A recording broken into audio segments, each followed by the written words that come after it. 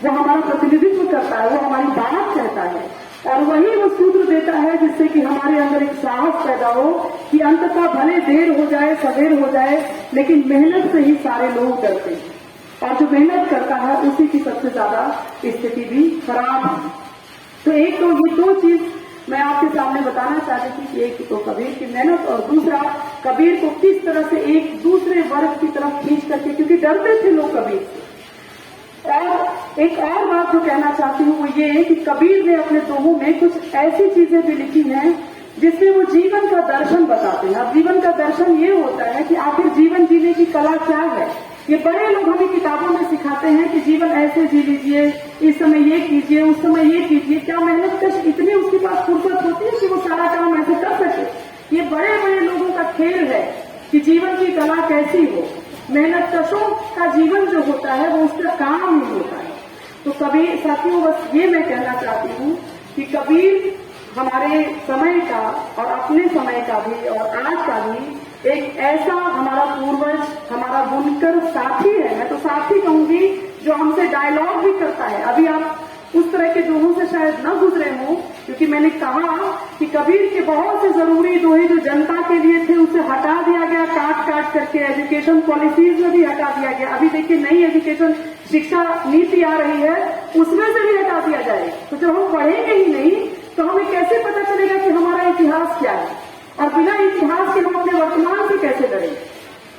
तो ये हमारा काम है कि जिस इतिहास को छुपा दिया जा रहा है, कामगारों से, मेहनत करने वालों के पक्ष में जो लोग खड़े थे एक समय पर, उनको हम दोबारा जीवित करें और अपने बीच में ला करके उसको बताएं कि ये हमारा था, जिसमें हमारी बात थी, जिसमें मेहनत करने की बात थी। उन्होंने अपने दोहों में ये भी बताया, सिर्फ बुनकरी के सवाल को उन्होंने नहीं उठाया, उन्होंने उन सभी काम करने वालों के बारे में अलग अलग तरीकों से बात कही है, और कहा है कि जब तक एक मेहनत करने वाला दूसरे मेहनत करने वाले का हाथ नहीं थामेगा तब तक ये समाज इसी तरह से चलता रहेगा।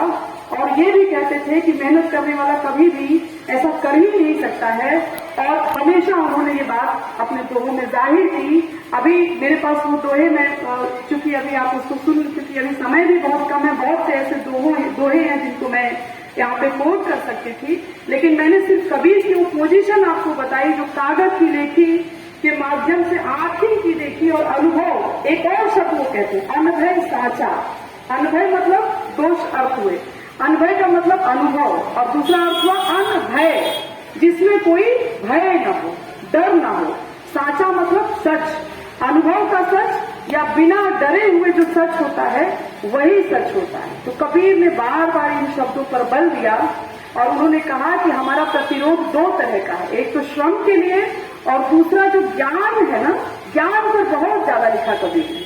वो ज्ञान जो पोथी पत्रों में जाकर किसी ने अपने तरीके से समेट लिया और मेहनत कशों को उस ज्ञान से वंचित कर दिया, वो ज्ञान, उस ज्ञान के विरोध में हम अपना ज्ञान दें। आप सोचिए कि बुनकरी की जो पद्धति है वो पुश्तैनी है, दस्तकारी जो, और उसमें धीमे धीमे धीमे धीमे एक अनुभव से बच्चा छोटे पर से सीखते सीखते सीखते सीखते एक कला सीखता है, एक हुनर सीखता है। वो इतनी आसानी से नहीं सिखाई जा सकती, अनुभव का जो श्रम है। तो अभी इन सब चीजों पर हमला है, इस एकजुटता पर हमला है, जो मेहनत कश है उनके एकजुट होने पर हमला है। ऐसे समय में अगर हम कबीर जैसे अपने साथी को अपने साथ न ला पाए, उसको न समझ पाए, जो ज्ञान रचा जा रहा है उस ज्ञान के विरुद्ध अपने ज्ञान, हुनर के ज्ञान को स्थापित नहीं कर पाए, तो हम आज अपनी लड़ाई नहीं लड़ पाएंगे। मैं कबीर के इसी साहित्यिक पक्ष पर कुछ आपसे बात रखना चाहती थी बहुत कम समय में, लेकिन कई और ऐसी बातें थी जो आपके पूरे व्यवसाय से, आपके उद्योग से जुड़ी हुई होंगी, वो हमारे साथी अभी बोलेंगे। और आप लोग भी इसमें शिरकत कीजिए और कबीर को अपने साथ रखिए, उनको पढ़िए, और उनको पढ़ करके अपने श्रम की कीमत को समझिए कि ये श्रम हमारा सदियों से क्या कर रहा था बनारस में, क्या क्या इसकी भूमिका है, इसका रोल क्या है। जब तक उसको हम बताएंगे नहीं तब तक बांटने की राजनीति तो कई तरह की, खाली जाति में थोड़ी बटा हुआ है समाज, खाली धर्म में थोड़ी बटा हुआ है समाज इसमें भी कई लेयर में बटा हुआ है, कई तरह से बटा हुआ है, और इस बंटवारे में ही सारा भ्रम छिपा हुआ है। बहुत बहुत शुक्रिया साथियों, आपने मुझे सुना।